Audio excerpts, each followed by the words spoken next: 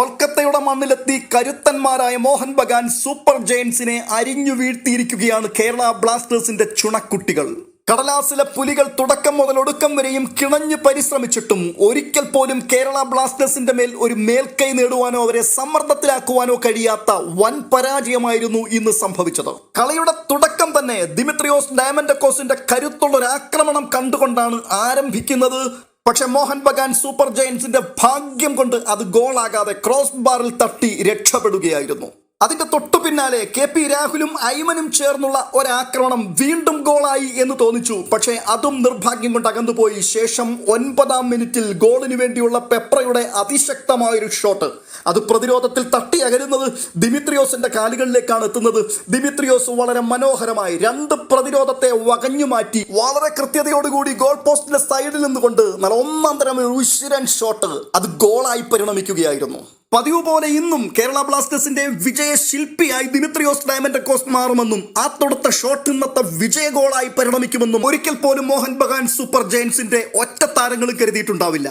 ദിമിത്രിയോസിലൂടെ ആ ഗോൾ നേടുമ്പോൾ അത് മോഹൻ ബഗാനെതിരെയുള്ള കൃത്യമായൊരു സൂചനയായിരുന്നു. ഇന്ന് നിലം തൊടുവാൻ അനുവദിക്കില്ല എന്നുള്ളത് ബ്ലാസ്റ്റേഴ്സിന്റെ ഇന്നത്തെ കളി കണ്ട സകല വ്യക്തികൾക്കും അറിയാം. വളരെ നന്നായി ഹോംവർക്ക് ചെയ്ത് കൃത്യമായ ഒത്തുണക്കത്തോടു കൂടി യാതൊരു പിഴവുകൾക്കും ഇട നൽകാതെ ആരെയും കൊതിപ്പിക്കുന്ന മനോഹരമായ ഫുട്ബോളാണ് ഇന്ന് പുറത്തെടുത്തത്. കൃത്യമായ ഇന്റർസെപ്ഷനുകൾ, പരസ്പര ധാരണയോടുകൂടിയുള്ള പ്രതിരോധം, കുറച്ച് നിമിഷത്തേക്ക് കടലാസിലെ പുലികളായ മോഹൻ ബഗാൻ സൂപ്പർ ജയൻസ് ചിത്രത്തിൽ തന്നെ ഇല്ലാതെ പോയി. അത്രമാത്രം ഉജ്ജ്വലമായി കടലാസിലെ പുലികളെ അവയുടെ മടയിലേക്ക് ഇറങ്ങിച്ചെന്ന് ആക്രമിക്കുന്ന ഫുട്ബോളുമായിട്ടാണ് ഇന്ന് കേരള ബ്ലാസ്റ്റേഴ്സ് അവതരിച്ചത്. Dimitrios Diamantakos, Kwame Peprah, Muhammad Aimen, KP Rahul തുടങ്ങിയ 4 സംഘം നിരന്തരം മോഹൻ ബഗാന്റെ ഗോൾ മുഖത്ത് ദുരന്തങ്ങളുടെ മുന്നറിയിപ്പ് നൽകിക്കൊണ്ടേയിരുന്നു.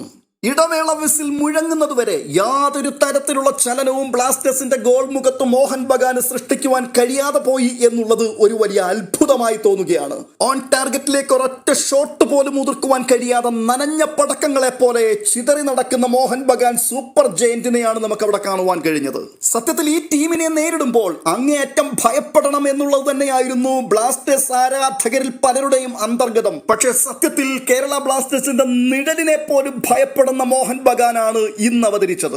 ഇടവേളയ്ക്ക് ശേഷം മോഹൻ ബഗാൻ ഗ്രൗണ്ടിലേക്ക് മടങ്ങിയെത്തിയത് യുവാൻ ഫെറോണ്ടോയുടെ കൃത്യമായിട്ടുള്ള ഉപദേശങ്ങൾ ചെവിക്കൊണ്ടുകൊണ്ട് തന്നെയായിരുന്നു.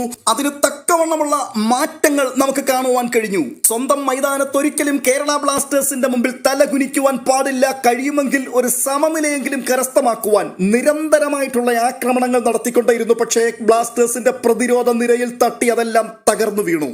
ഇന്നത്തെ മത്സരത്തിലും എടുത്തു പറയേണ്ട ചില പേരുകളുണ്ട്. 1 കോമെ പെപ്ര, 2 KP രാഹുൽ, പിന്നെ ഇരട്ട സഹോദരങ്ങളായ മുഹമ്മദ് ഐമനും മുഹമ്മദ് അസറും.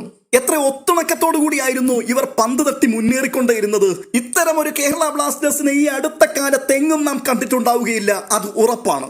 മാത്രമല്ല ക്യാപ്റ്റൻ മാർക്കോ ലെസ്കോവിച്ചിന്റെയും പ്രബീർ ദാസിന്റെയും നേതൃത്വത്തിലുള്ള പ്രതിരോധ നിരയും കൂടി വിശ്വരൂപം പുറത്തെടുത്തപ്പോൾ മുൻ ISL ചാമ്പ്യന്മാരായ സാക്ഷാൽ മോഹൻ ബഗാൻ സൂപ്പർ ജയന്റിന്റെ മുൻനിരക്ക് ഒന്നും ചെയ്യുവാൻ കഴിയാതെയായി പോയി. ഈ മത്സര വിജയത്തോടു കൂടി 3 പോയിന്റ് കൂടി കരസ്ഥമാക്കി വീണ്ടും പോയിന്റ് പട്ടികയിൽ 1-ാം സ്ഥാനത്തേക്ക് കേരള ബ്ലാസ്റ്റേഴ്സ് എത്തിയിരിക്കുന്നു. മാത്രമല്ല തുടർച്ചയായി 3 ക്ലീൻ ഷീറ്റുകളോടുകൂടിയുള്ള വിജയം എന്ന ആ ഒരു റെക്കോർഡ് കൂടി കേരള ബ്ലാസ്റ്റേഴ്സിനെ തേടിയെത്തിയിരിക്കുകയാണ്. മോഹൻ ബഗാൻ സൂപ്പർ ജയന്റുമായിട്ടുള്ള ബ്ലാസ്റ്റേഴ്സിന്റെ മത്സരത്തെക്കുറിച്ച് ഓർക്കുമ്പോൾ ഞങ്ങൾക്ക് ഭയമുണ്ട്, ചിലപ്പോൾ പരാജയപ്പെടുവാൻ സാധ്യതയുണ്ട് എന്നൊക്കെ അങ്കലാപ്പിൽ ആത്മാർത്ഥമായി അവർക്ക് വേണ്ടി പ്രാർത്ഥിച്ച ഒരു വലിയ കൂട്ടം ആരാധകരുണ്ടായിരുന്നു. അവർക്ക് തല ഉയർത്തിപ്പിടിക്കാം, അവർക്ക് സന്തോഷിക്കാം. കേരള ബ്ലാസ്റ്റേഴ്സ് വീണ്ടും ഒരു ന്യൂ ഇയർ ഗിഫ്റ്റുമായി കേരളത്തിലേക്ക് മടങ്ങി വന്നിരിക്കുന്നു. അതെ, പുലിയെ അതിന്റെ മടയിലിറങ്ങി ആക്രമിച്ച് കീഴ്പ്പെടുത്തിയ ആത്മവിശ്വാസവുമായി. ഈ മത്സരത്തെക്കുറിച്ചുള്ള നിങ്ങളുടെ അഭിപ്രായങ്ങൾ തീർച്ചയായിട്ടും കമന്റ് ബോക്സിൽ രേഖപ്പെടുത്തുവാൻ മറക്കരുത് എന്ന് പ്രത്യേകം ഓർപ്പിക്കുന്നു. ഒപ്പം വീഡിയോ ഇഷ്ടമായാൽ ലൈക്ക് ചെയ്യുവാനും സബ്സ്ക്രൈബ് ചെയ്യുവാനും മറക്കരുത്.